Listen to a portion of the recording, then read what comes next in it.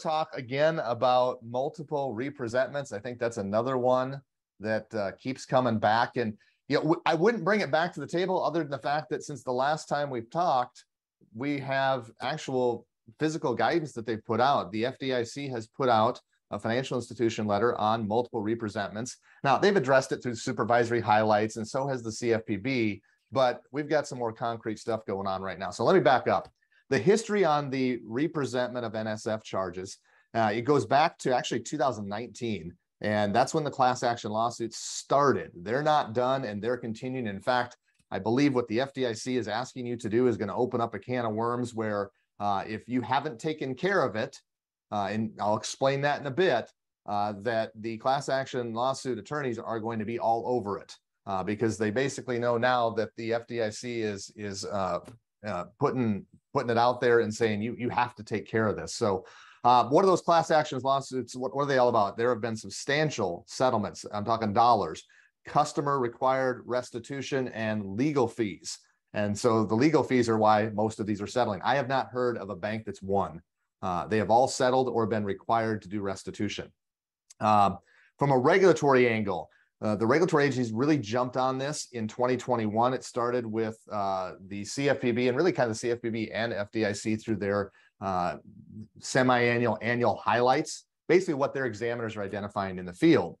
But we didn't get really good, hard and fast. Here's what we expect. Here's the issue until just last month. In August, the FDIC, and they're the only agency to do so far, they put out their marching orders, their guidance, if you will. Now, we could go out and say, what about that whole guidance is guidance? Well, this isn't exactly that, and I'll give you the flavor here in a minute, but it's FDIC FIL 40-22. And maybe, Amy, you can do a quick Google and put a link in there for everybody, but it's FDIC FIL 40-22.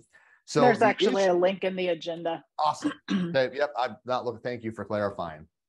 So the issue, just to kind of summarize, is that the FDIC is saying, hey, the issue is UDAP, unfair, deceptive, or abusive acts or practices. And I know we can put a lot of things into that basket, but the quote I pulled out of this was, it's the failure to disclose material information to customers about this representment and fee practice, and it has the potential to mislead reasonable customers. And there are situations that also present unfairness in the customer being able to avoid fees. So the issue more specifically as it relates to UDAP is deceptive practices and then unfair practices. The deception is the customer doesn't have enough information to make informed decisions. And that's a kind of a phrase we hear a lot these days. And the unfair part is that they're unable to avoid because they don't have that. So they can't make an informed decision. That's the deception. And it's unfair because they can't avoid it based on not having the information present. So they lock it into two different angles from the unfair and deceptive or abusive acts or practices angle. The guidance says, all right, here's what you need to do, banks. Here's your risk mitigation, the steps you can take. Number one, and there are banks that have done this, so don't think that this is outlandish, just eliminate the NSF fee. Just don't charge it altogether.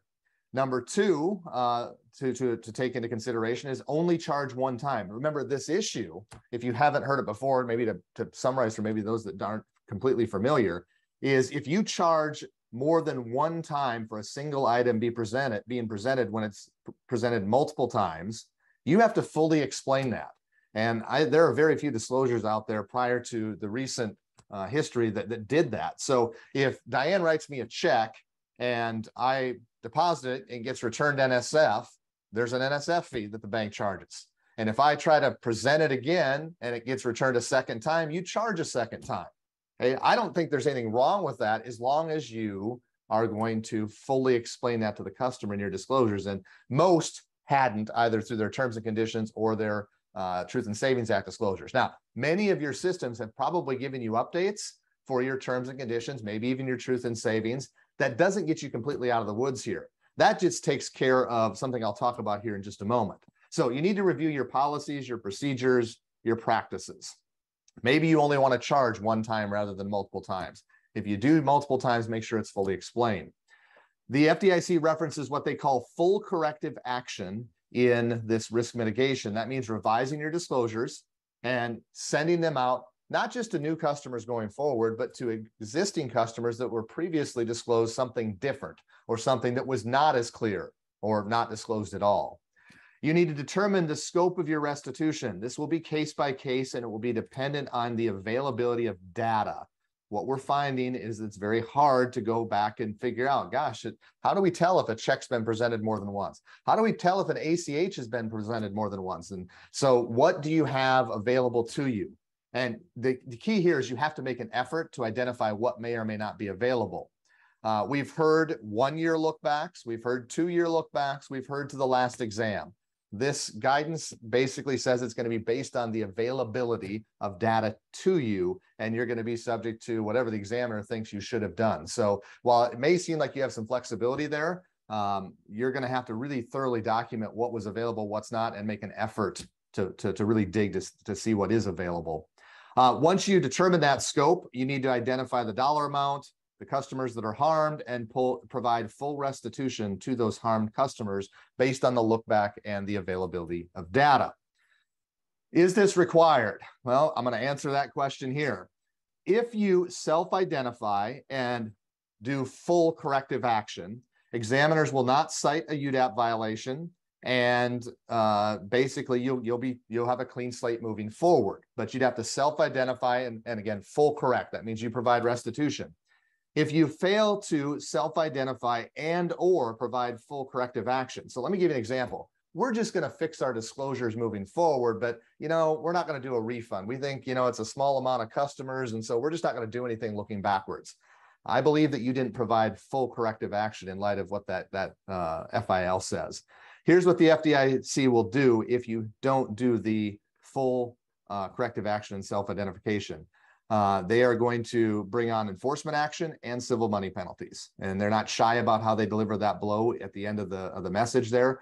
So I think the message is pretty darn clear. You need to do the research, and if you've got people that are affected, you need to fully refund them and make them whole, along with updating your disclosures and making sure that going forward everything is taken care of. So that's the rest of the story on that NSF fee representment. We've been talking about this, gosh, for actually a couple years now. So hopefully you're out in front of this. If not, you've got some work to do in front of you. Other regulatory agencies, they haven't said anything yet, but I don't think they're far behind. The fact that the FDIC has the most banks and they've put something out in writing, and the CFPB has actually addressed this before too, just not through a financial institution letter, but through their supervisory highlights. It's probably only a matter of time. It's like depressing. I know. Right? But I appreciate your summary. So here's a nice thing too. This is recorded, right? So everybody can play this for your senior management or play parts of it or things like that too.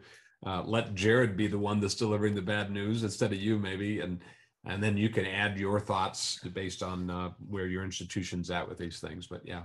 So Jerod, it is interesting to me. The FDIC is really taking the lead on this. Yeah. And I know you just said, I don't think the others are far behind. Have we seen anything? Because go back to, I'm going to say 2009, 10, 11. I want to say the OCC was pretty proactive on that, the debit card, opt-in, those kind of things.